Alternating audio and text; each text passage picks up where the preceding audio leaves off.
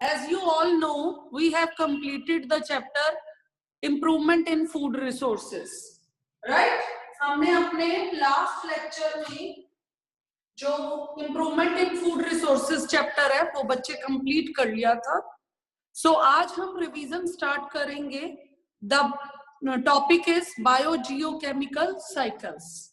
आज हम किसकी रिवीजन स्टार्ट करेंगे? हमारा most important topic that is biogeochemical cycles. As you know, biogeochemical cycles में कितने वर्ड्स हैं हमारे पास? बायो.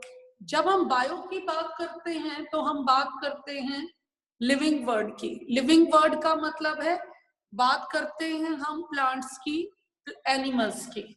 अब आ गया वर्ड जियो. जियो का मतलब हम यहाँ पर बात कर रहे हैं हमारे नॉन लिविंग वर्ड की, हमारे resources on present on the land की. जो रिसोर्सेज हमारी लैंड पे प्रेजेंट है उनकी हम बात कर रहे हैं.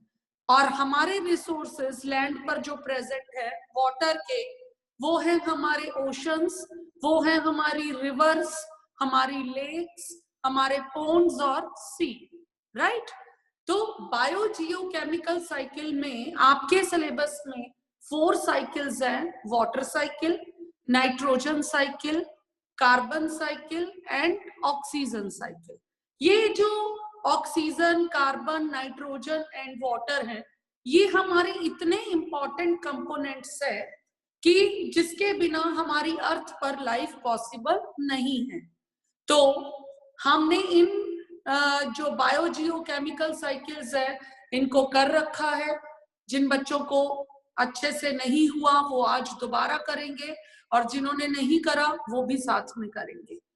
तो आज मैं स्टार्ट करने जा रही हूं our first biogeochemical cycle, that is very common water cycle.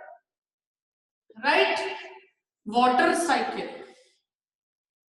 आपको पता है कि जितने भी लिविंग ऑर्गेनिज्म हैं, प्लांट्स हैं, एनिमल्स हैं, प्लांट्स और एनिमल्स दोनों ही वाटर के बिना उनकी लाइफ पॉसिबल नहीं है. जैसे कि आप पानी खाने के बिना तो आप 2 दिन 3 दिन रह सकते हो, लेकिन पानी के बिना आप 1 दिन से ज्यादा नहीं रह सकते. वाटर हमारे लिए बहुत इंपॉर्टेंट सोर्स है, और वाटर ऐसे ही बिल्कुल प्लांट्स के लिए भी बहुत इंपॉर्टेंट सोर्स है. अगर आप 2 दिन 3 दिन के लिए कहीं चले जाते हो और आपके घर में जितने भी प्लांट्स हैं, अगर उनको वाटर सप्लाई नहीं किया जाता तो आप देखो कि वो प्लांट्स कैसे हो जाते हैं, जैसे कि कोई डेड हो. ऐसे हो जाते हैं वो आपके प्लांट्स कि जैसे वो लिविंग है ही नहीं. तो जिससे आपको ये क्लियर हुआ कि जो वाटर है वो हमारी लिविंग वर्ल्ड के लिए, प्लांट्स के लिए, एनिमल्स के लिए, ह्यूमन बींग्स के लिए बहुत ही इंपॉर्टेंट सोर्स है. राइट? लेकिन ये वाटर हमें मिलता कहाँ से है? ये वाटर हमें मिलता है हमारे नॉन लिविंग सोर्सेस से, जैसे कि हमारे ओशंस, जैसे कि हमारी रिवर्स और जैसे हमारे सी. ठीक है? इनसे हमें वाटर मिलता है. अगर ये वाटर एक दिन खत्म हो जाए और इनके सोर्सेज अगर खत्म हो जाएं तो अर्थ पर उस दिन ना तो प्लांट्स होंगे और ना ही एनिमल्स होंगे. अर्थ पर लाइफ भी खत्म हो जाए. सो कितना इंपॉर्टेंट है इस वाटर के साइकिल को मेंटेन करना. वाटर के साइकिल को मेंटेन करने के लिए जो साइकिल ये रोटेट करता है, इसमें दोनों कंपोनेंट्स हमारी हेल्प करते हैं. पहला कंपोनेंट जो हमारी हेल्प करता है दैट इज द बायोटिक, और सेकेंड कंपोनेंट है एबायोटिक. आप सबको बहुत अच्छे से पता है एबायोटिक का मतलब क्या है? Non living. और बायोटिक का मतलब क्या है? लिविंग. लिविंग के अंदर हमारे क्या आ गए? प्लांट्स. और हमारे क्या आ गए लिविंग के अंदर? एनिमल्स. और नॉन लिविंग वर्ल्ड में हमारे पास, अगर हम वाटर साइकिल की बात कर रहे हैं, अपने टॉपिक की बात कर रहे हैं, तो हमारे पास आ गए ओशंस, सी, रिवर्स और पोन्ड्स. के बीच में, यानी कि लिविंग और नॉन लिविंग वर्ड के बीच में ये साइकिल ने रोटेट करना है, और ये साइकिल लिविंग और नॉन लिविंग वर्ड के बीच में कैसे रोटेट करेगा, आज हम इसको अच्छे से अंडरस्टैंड करेंगे। सबसे पहले हमारे जो ओशंस हैं, हमारे जो सी हैं, रिवर्स हैं, ये हमारे वाटर का सोर्स है। आपने देखा होगा कि हमारी अर्थ का 70% एरिया जो है वो किससे ऑक्यूपाई है, वाटर से ऑक्यूपाई है। और हमारा ultimate source of energy of heat and light on the earth is sun, right. हमारे अर्थ पे जो अल्टीमेट सोर्स है हीट और लाइट का वो क्या है, सन, राइट। ये हमारे वाटर सोर्सेज हैं। यहाँ पर हमारे वाटर सोर्सेज में क्या अवेलेबल है, वाटर, राइट। यहाँ पर क्या है, सन है। सन से क्या आ रही है, रेज ऑफ लाइट। सन से क्या आ रही है बेटा, रेज ऑफ लाइट आ रही है। और वो रेज ऑफ लाइट अपने साथ क्या लेकर आ रही है, एक्सट्रीम हीट लेकर आ रही है। जब वो हीट हमारे वाटर सोर्सेस के ऊपर पड़ती है तो हीट मिलने से हमारे वाटर सोर्सेस का जो वाटर है वो क्या होना स्टार्ट हो जाता है, इवेपोरेट। यानी कि इवेपोरेशन है क्या, इवेपोरेशन है कि वाटर का किसमें कन्वर्ट होना, वाटर वेपर्स में। वाटर का किसमें कन्वर्ट होना, वाटर वेपर्स में। जब वाटर के ऊपर सन की रेस फॉल करती हैं तो सन की हीट से जो वाटर है उसका टेम्परेचर राइज हो जाता है, और राइज होने से वो वाटर वेपर्स में कन्वर्ट होना स्टार्ट हो जाता है। और जो वाटर वेपर्स होते हैं वो लाइटर होते हैं, हल्के होते हैं। वाटर वेपर्स हल्के होने की वजह से जो क्या है वो राइज अप करते हैं। वाटर वेपर क्या कर रहे हैं बेटा, राइज अप कर रहे हैं। कई बार क्या होता है कि हमें टॉपिक समझ आ जाता है, हमें अंडरस्टैंड हो जाता है, लेकिन उसे लिखना कैसे है, उसे डायग्राम के साथ एक्सप्लेन कैसे करना है, ये हमारा को क्लियर नहीं होता। तो जब आपने वाटर साइकिल को एक्सप्लेन करना है तो आपको सबसे पहले फर्स्ट जो प्रोसेस एक्सप्लेन करनी है वो एक्सप्लेन करनी है इवेपोरेशन। वो प्रोसेस कौन सी एक्सप्लेन करनी है बेटा, आपको एक्सप्लेन करनी है इवेपोरेशन। इवेपोरेशन प्रोसेस में क्या होगा, सन जो हमारा ultimate source of heat and light है, वो जब उसकी रेस जो है वाटर सोर्सेस के ऊपर आकर फॉल डाउन होंगी तो वाटर जो है कन्वर्ट होना स्टार्ट हो जाएगा वाटर वेपर्स में। वाटर वेपर्स में जब वो कन्वर्ट होना स्टार्ट हो जाएगा, वाटर वेपर्स क्या होते हैं, लाइटर इन नेचर होते हैं, हल्के होते हैं नेचर में, तो वो राइज अप। आपको पता है कि लाइटर ऑब्जेक्ट्स ऊपर आ जाती हैं और हैवी ऑब्जेक्ट सेटल डाउन होती हैं, तो वो लाइटर होने की वजह से राइज अप करेंगे। और राइज अप करने को वाटर को इस प्रोसेस को क्या कहते हैं, इवेपोरेशन। ये आपका फर्स्ट स्टेप होगा एक्सप्लेनेशन का, किसको एक्सप्लेन करने का, वाटर साइकिल को एक्सप्लेन करने का, कि इवेपोरेशन से वो ऊपर चलेंगे, राइट। अब वो राइज अप हो गए, इवेपोरेशन की प्रोसेस कंप्लीट हो गई। What happened to the next step, next step में क्या प्रोसेस होगी, condensation. What is condensation, condensation क्या होता है, वाटर वेपर्स का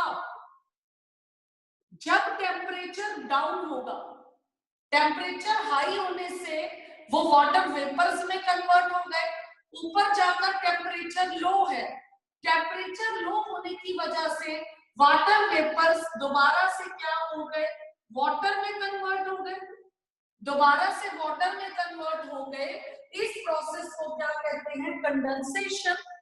ये सेकंड स्टेप इसमें क्या होगा, जब वाटर बॉडीज से वाटर बॉडीज से वाटर इवेपोरेट हो गया, इवेपोरेट होकर ऊपर राइज अप कर गया, देन ऊपर जाकर लो टेम्परेचर की वजह से, टेम्परेचर कम होने की वजह से वो क्या होना स्टार्ट हो जाएगा, कंडेंस होना स्टार्ट हो जाएगा, और कंडेंस होने से वो किस में बदल जाएगा, वाटर ड्रॉपलेट्स में कन्वर्ट हो जाएगा।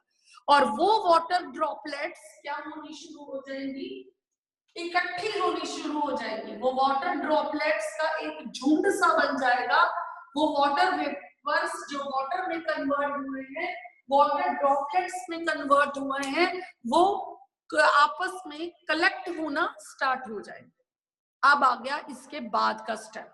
आप सबको बहुत अच्छे से पता है कि जब वाटर वेपर्स कंडेंस हो गए, वो कलेक्ट होना स्टार्ट हो गए, तो उनका जो झुंड बन गया, उनका जो बहुत बड़ा झुंड बना है, उसे हमने क्या कहा, क्लाउड कहा।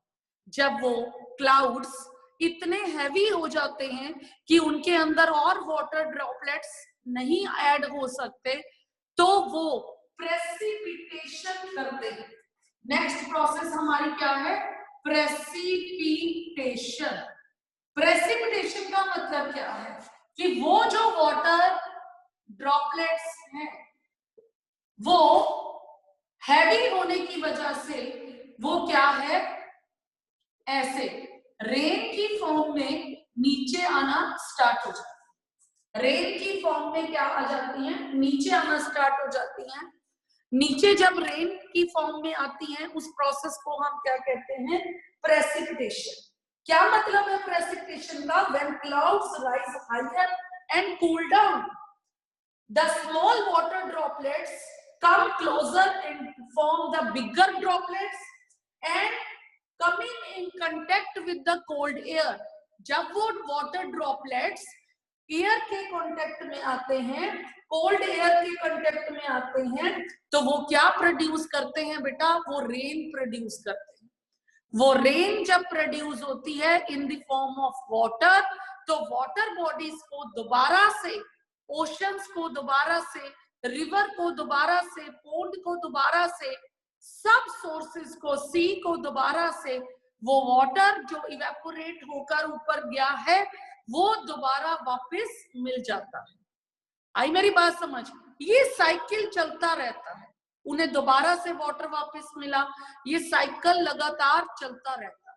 लेकिन जब रेन आती है तो वो रेन वाटर सोर्सेस में तो आती ही आती है, लेकिन साथ में किसका पार्ट बन जाती है, सरफेस का, ग्राउंड का, लैंड का पार्ट बन जाती है। अब लैंड पर कौन रहता है बच्चे, लैंड पर है प्लांट्स, लैंड पर है एनिमल्स। वो रेन जब उन प्लांट्स के ऊपर पड़ती है, उससे प्लांट्स को क्या मिलता है, वाटर मिलता है।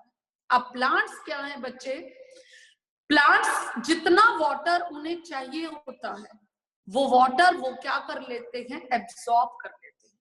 प्लांट्स ने वो वाटर क्या कर लिया बेटा, अब्सॉर्ब कर लिया, जितना वाटर उनको नीड है।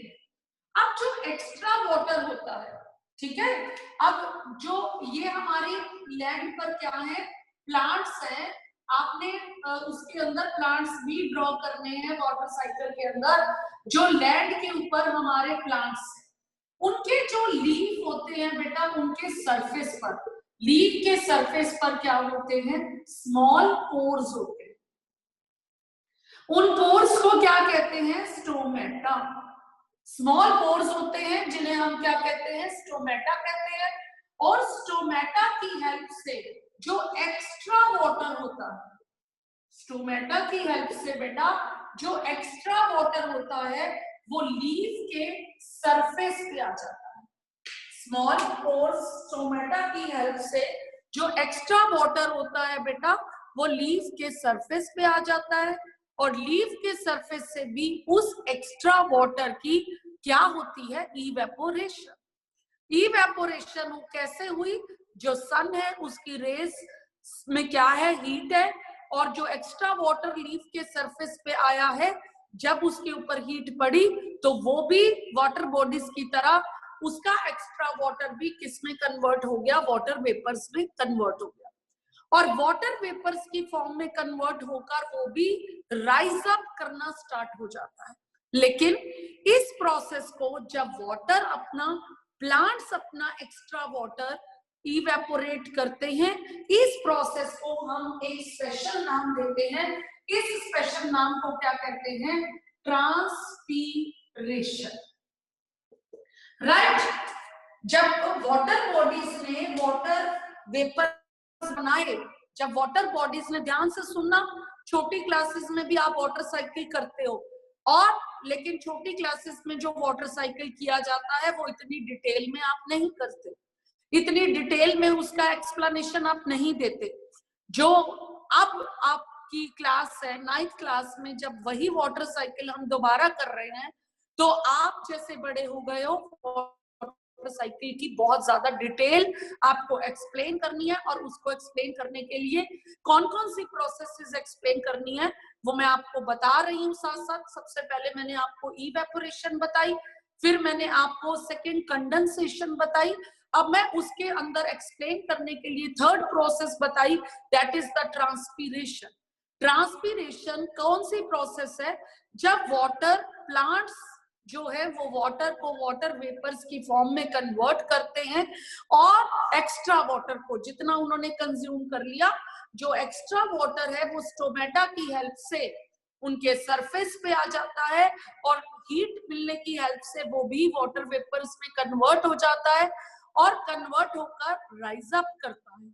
और इस प्रोसेस को जो प्लांट्स ये प्रोसेस करते हैं, that is called the transpiration. इस प्रोसेस को क्या कहते हैं बच्चे? ट्रांसपीरेशन कहते हैं। अब प्लांट्स ने ट्रांसपीरेशन की प्रोसेस से एटमॉस्फियर को क्या दे दिया? वाटर दे दिया। ठीक है, वो जो वाटर वेपर्स राइज अप हुए ट्रांसपीरेशन की हेल्प से, वो भी ऊपर जाकर क्या हो जाएंगे? कंडेंस हो जाएंगे, और कंडेंस होकर किसका पार्ट बन जाएंगे बेटा? क्लाउड्स का ही पार्ट बन जाएंगे। ठीक है, ये प्रोसेस थी किसने की थी? प्लांट्स ने। अब थर्ड जो लिविंग कंपोनेंट है, आपने वाटर बॉडीज को एक्सप्लेन कर दिया, फिर आपने प्लांट्स को एक्सप्लेन कर दिया वाटर साइकिल में, अब आपने इसको एक्सप्लेन करना है एनिमल्स को, एनिमल्स एंड ह्यूमन बीइंग्स। एक ही बात है, एनिमल्स की कैटेगरी में ही जो हमारा जो वर्ड है वो दो कैटेगरीज में डिवाइड है, प्लांट एंड एनिमल, और ह्यूमन बीइंग उस कैटेगरी के अंदर आते हैं, उस किंगडम के अंदर आते हैं। अब रोल आ गया एनिमल्स का कि how animals take place, the role of animals takes place in the water cycle. अब जो एनिमल्स हैं वो भी वाटर को क्या कर रहे हैं? इनटेक कर रहे हैं, राइट? वो भी वाटर को क्या कर रहे हैं? इनटेक कर रहे हैं, और जो एक्स्ट्रा वाटर होता है वो स्वेट की फॉर्म में, स्वेट का मतलब आप सबको पता है पसीना, तो उनकी बॉडीज से स्वेट की फॉर्म में जो है एक्स्ट्रा वाटर होता है, उनकी स्किन से बाहर वाटर वेपर की फॉर्म में रिलीज हो जाता है। कब होता है? During the process of respiration. आप सबको पता है कि रेस्पिरेशन क्या है? जो फूड है वो ऑक्सीजन से कंबाइन करता है, फूड ऑक्सीजन से कंबाइन करके क्या देता है? एनर्जी देता है, कार्बन डाइऑक्साइड प्रोड्यूस करता है, और वाटर वेपर्स कंज्यूम प्रोड्यूस करता है। ध्यान से सुनो, मैं आपको इस वाटर एनिमल्स के रोल में बहुत इंपॉर्टेंट बात बताने जा रही हूँ कि जो फूड हम खाते हैं वो जब किससे कंबाइन करता है बेटा? ऑक्सीजन से। तो वो क्या प्रोड्यूस करता है? वो फूड ऑक्सीजन से कंबाइन करके क्या प्रोड्यूस करता है? एनर्जी, और साथ में क्या रिलीज करता है? कार्बन डाइऑक्साइड, और साथ में क्या रिलीज करता है? Water vapours. My point? मेरा पॉइंट क्या है यहाँ पर बताने का कि role of animals in water cycle. Water cycle में एनिमल्स का क्या रोल है कि जो फूड है वो ऑक्सीजन से कंबाइन करता है, वो प्रोड्यूस करता है एनर्जी, साथ में क्या प्रोड्यूस करता है? कार्बन डाइऑक्साइड, और साथ में क्या प्रोड्यूस करता है? Water vapours. ये वाटर वेपर्स क्या है? वाटर साइकिल में रोल प्ले करते हैं। वाटर साइकिल में क्या रोल प्ले करते हैं? वाटर साइकिल में रोल प्ले करते हैं कि ये वाटर वेपर्स लाइटर है, लाइटर होकर ये क्या होंगे? Rise up. ये वाटर वेपर्स क्या होंगे बेटा? Rise up. और जब ये वाले वाटर वेपर्स जो एनिमल रिलीज कर रहे हैं, जब ये राइज अप करेंगे तो इस प्रोसेस को क्या, जो ये वाटर वेपर प्रोड्यूस हुए with the help of this process, और इस प्रोसेस को हम क्या बोलेंगे बेटा? रेस्पिरेशन। यानी कहने का मतलब क्या है? ये वाटर वेपर्स कब प्रोड्यूस हुए? ये वाटर वेपर्स प्रोड्यूस हुए जब एनिमल्स ने कौन सी प्रोसेस की? रेस्पिरेशन। अब ये रेस्पिरेशन प्रोसेस क्या है? मैंने तुम्हें अभी अभी बताया है कि फूड के मॉलिक्यूल्स जब ऑक्सीजन के मॉलिक्यूल के साथ कंबाइन करते हैं, फूड के मॉलिक्यूल्स ऑक्सीजन के मॉलिक्यूल के साथ कंबाइन करके एनर्जी देते हैं बॉडी को, कार्बन डाइऑक्साइड रिलीज करते हैं और रिलीज करते हैं वाटर वेपर्स, और इस प्रोसेस को रेस्पिरेशन कहते हैं। अब जो ये प्रोसेस है रेस्पिरेशन, इस प्रोसेस में क्या रिलीज हुए? वाटर वेपर रिलीज हुए, और ये वाटर वेपर्स भी राइज अप होंगे, और राइज अप होकर कूल होंगे, कंडेंस होंगे, और क्या बन जाएंगे? किसका पार्ट बन जाएंगे? क्लाउड्स का पार्ट बन जाएंगे। इसका मतलब क्लाउड्स का पार्ट बने तो वो क्लाउड्स में बनने में किस किस ने हेल्प की? सबसे पहले हेल्प की वाटर बॉडीज ने। वाटर बॉडीज ने जब हेल्प करी, वाटर बॉडीज से जो वाटर वेपर्स बने उसको हमने प्रोसेस को नाम दिया इवेपोरेशन। फिर हेल्प करी प्लांट्स ने। जब प्लांट्स ने हेल्प करी तो वाटर वेपर्स बनाए प्लांट्स ने, उस प्रोसेस को हमने कहा ट्रांसपीरेशन। अब थर्ड स्टेप किसने हेल्प करी? एनिमल्स ने हेल्प करी, उसको हमने नाम दिया प्रोसेस को रेस्पिरेशन। राइट? अब क्या हुआ? ध्यान से देखो, अब वाटर साइकिल कैसे चला? वाटर साइकिल कैसे चला? यहां मैंने लिख दिया है वाटर बॉडीज। वाटर बॉडीज का मतलब मैंने क्या लिखा है? वाटर बॉडीज का मतलब है ओशन, सी, तुम्हें पता है अच्छे से, रिवर एक्सेट्रा। ठीक है, यहां मैंने लिखा प्लांट्स, प्लांट्स ने, यहां मैंने लिखा एनिमल्स। राइट? मैंने क्या क्या लिखा? मैंने लिखा वाटर बॉडीज, मैंने लिखा प्लांट्स, और फिर मैंने लिखा एनिमल्स। वाटर बॉडीज से एरो गया, कौन सी प्रोसेस हुई? इवेपोरेशन। ठीक है, वाटर बॉडीज से कौन सी प्रोसेस हुई? इवेपोरेशन। फिर मैंने एरो दिया प्लांट्स से, यहां पर मैं क्या लेबल करूंगी? ट्रांसपीरेशन। राइट? फिर मैंने एरो दिया एनिमल से, और यहां पर मैं क्या लिखूंगी? Word respiration. राइट? ध्यान से देखो मैंने कैसे वाटर साइकिल को हेल्प किया है आपको एक्सप्लेन करने में, आपको ड्रॉ करने में, और आपको ड्रॉ करके एक्सप्लेन करना है और उसे डिटेल में लिखना है। तो मैंने आपको कंक्लूड करके 3 हेडिंग्स दिए, वाटर बॉडीज, और एरो दिया इवेपोरेशन, प्लांट्स ट्रांसपीरेशन, और एनिमल्स रेस्पिरेशन। ये प्रोसेस, तीनों प्रोसेस किसकी हेल्प से हुई? आप सबको अच्छे से पता है। ये तीनों प्रोसेस में हेल्प किसने की? सन ने। तो ये तीनों एरो किसकी तरफ जाएंगे? सन की तरफ जाएंगे।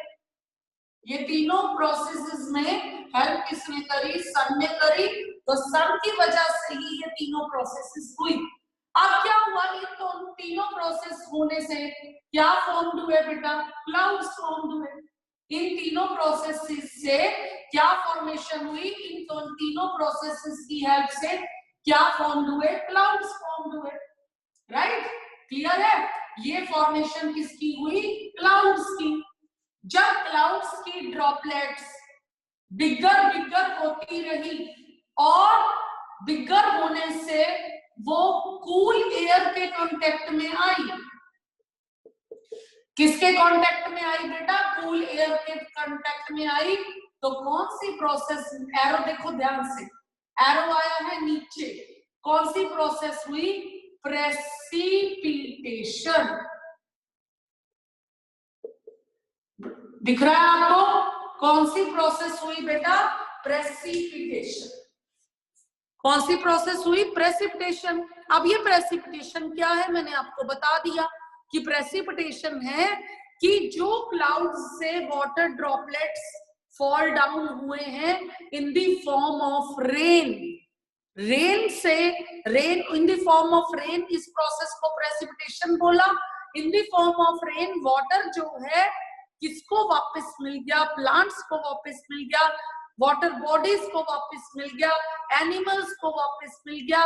तो हमारा ये साइकिल लगातार चलता ही गया, ये साइकिल लगातार चलता जा रहा है हमारे एटमॉस्फेयर में कि वाटर बॉडीज को वाटर वापस मिल रहा है और फिर वाटर बॉडीज को और प्लांट्स और जो एनिमल्स हैं, ध्यान से सुन रहे होंगे आप सब, समर्थ, अबे, Akshit, Alish, Anshika, be careful everyone, कि जब प्लांट्स और एनिमल्स और वाटर बॉडीज को प्रेसिपिटेशन प्रोसेस से वाटर वापस मिला तो उस प्रोसेस से फिर से दोबारा इवेपोरेशन, ट्रांसपीरेशन और रेस्पिरेशन हुई।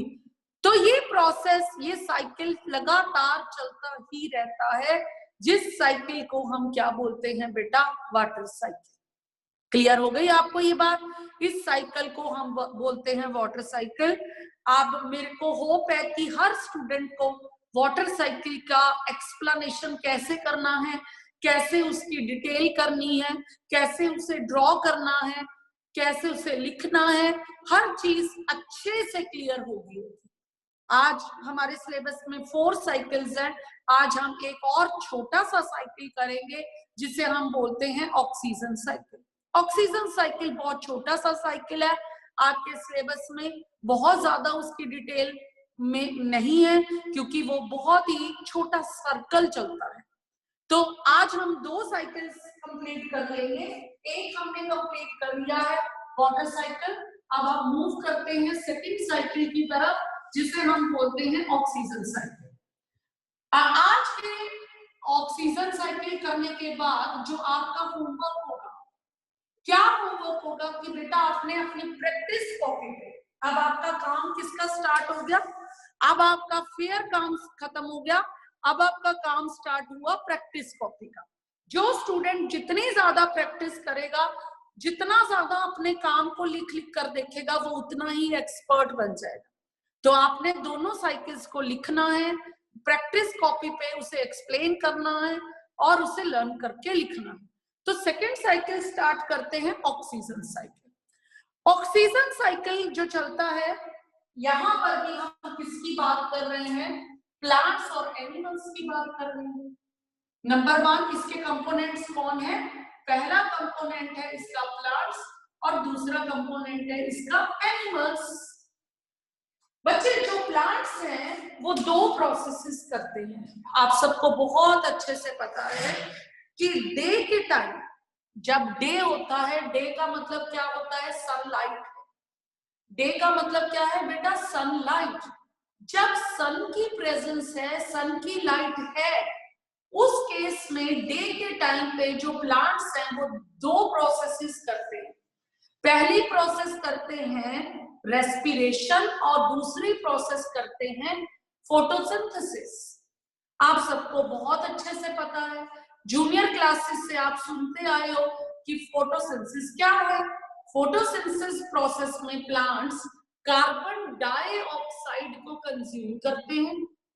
कार्बन डाइऑक्साइड को कंज्यूम करके, वाटर को कंज्यूम करके, सनलाइट की प्रेजेंस में, क्लोरोफिल की प्रेजेंस में ग्रीन प्लांट्स अपना फूड प्रिपेयर करते हैं पूरे वर्ल्ड के लिए और साथ में रिलीज करते हैं ऑक्सीजन। आई मेरी बात समझ? और अभी अभी मैंने आपको रेस्पिरेशन प्रोसेस बताई। जब हम वाटर साइकिल कर रहे थे तो मैंने आपको रेस्पिरेशन बताया कि रेस्पिरेशन क्या होती है। रेस्पिरेशन में रिलीज क्या होता है? CO2। प्लांट्स कितनी प्रोसेसेस कर रहे हैं बेटा? प्लांट्स कर रहे हैं दो प्रोसेसेस। पहली प्रोसेस क्या कर रहे हैं, फोटोसिंथेसिस करी हमने, और सेकंड मैंने क्या लिखा, रेस्पिरेशन। और जब रेस्पिरेशन हुई थी क्या रिलीज हुआ था, CO2, और जब फोटोसिंथेसिस हुई थी तो क्या रिलीज हुआ, O2। फोटोसिंथेसिस में ऑक्सीजन रिलीज होती है और रेस्पिरेशन में CO2 रिलीज होती है। और जब सन नहीं होता उस टाइम पे, नाइट के टाइम पे, रात के टाइम पे प्लांट फोटोसिंथेसिस नहीं करते। उस टाइम पे प्लांट सिर्फ और सिर्फ रेस्पिरेशन करते हैं, और उस टाइम पे जो प्लांट्स हैं वो क्या रिलीज करते हैं, CO2, कार्बन डाइऑक्साइड रिलीज करते हैं। लेकिन ऑन द अदर हैंड जब हम दूसरी बात कर रहे हैं तो दूसरी बात हम किसकी कर रहे हैं, एनिमल्स की। एनिमल्स जो हैं वो सिर्फ एक प्रोसेस कर रहे हैं, that is respiration. Respiration process में एनिमल्स जो CO2 प्रोड्यूस करते हैं। रेस्पिरेशन प्रोसेस में ध्यान से सुनना इस बात को कि आपने ऑक्सीजन साइकिल को कैसे एक्सप्लेन करना है। आपने ऑक्सीजन साइकिल को एक्सप्लेन करते हुए बताना है कि जब प्लांट्स जो हैं क्या फोटोसिंथेसिस करते हैं तो प्लांट्स इनटेक करते हैं CO2 का।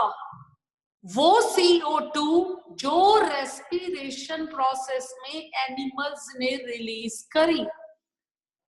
Point, got my point? ये पॉइंट आप अंडरस्टैंड कर रहे हो? ये पॉइंट कितना इंपॉर्टेंट पॉइंट। फिर से सुनो इस पॉइंट को कि ड्यूरिंग द रेस्पिरेशन, ध्यान से सुनो इस पॉइंट को, during the respiration the animals release the CO2, right?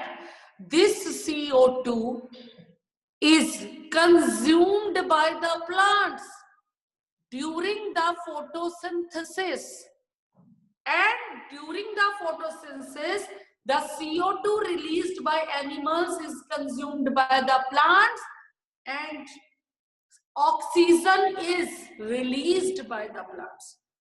Plants ने ऑक्सीजन को फोटोसिंथेसिस प्रोसेस के ड्यूरिंग रिलीज किया, और वो ऑक्सीजन जो उन्होंने रिलीज करी वो ऑक्सीजन रेस्पिरेशन की प्रोसेस में एनिमल्स ने इनटेक करी।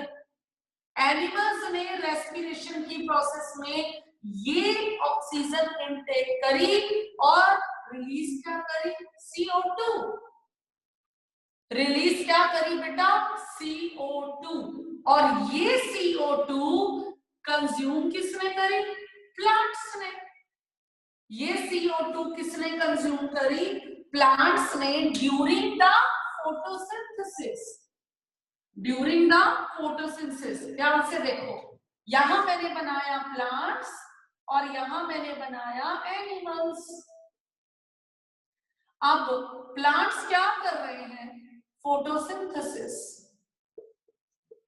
ठीक है। उस फोटोसिंथेसिस से प्लांट्स ने क्या रिलीज करी, ऑक्सीजन। वो ऑक्सीजन किसने इनटेक कर ली, एनिमल्स। जब एनिमल्स ने उस ऑक्सीजन को इनटेक किया तो उस प्रोसेस को क्या बोला, रेस्पिरेशन। इनटेक किया, उस प्रोसेस को क्या बोला बेटा, रेस्पिरेशन। अब रेस्पिरेशन प्रोसेस में रिलीज क्या हुआ, ध्यान से देखो, CO2। रट्टाफिकेशन की जरूरत नहीं है, समझो और फिर लिखो अपनी लैंग्वेज में। अब रेस्पिरेशन से क्या रिलीज हुई, CO2।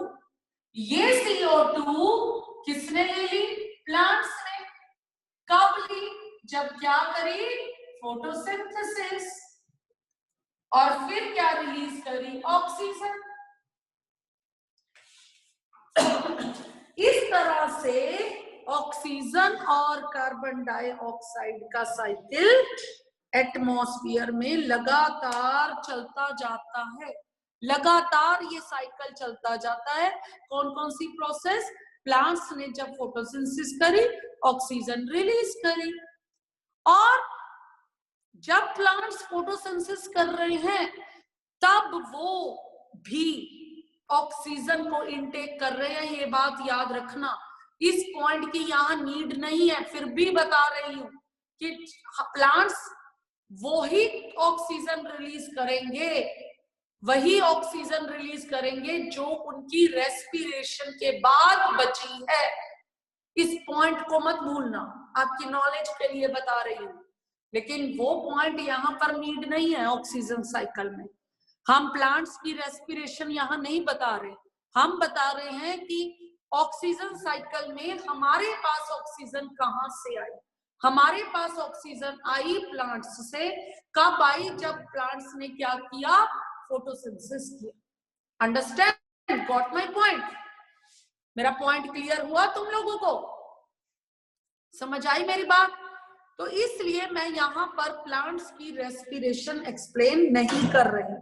यहाँ पर मैं प्लांट्स की रेस्पिरेशन एक्सप्लेन नहीं कर रही, मैं यहाँ पर सिर्फ एक्सप्लेन कर रही हूँ respiration by animals and photosynthesis by plants.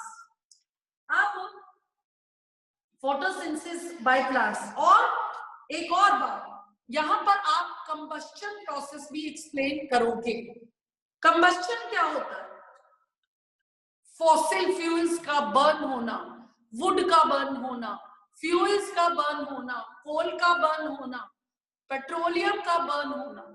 और कोल और पेट्रोलियम जब बर्न होते हैं वो भी कार्बन डाइऑक्साइड रिलीज करते हैं।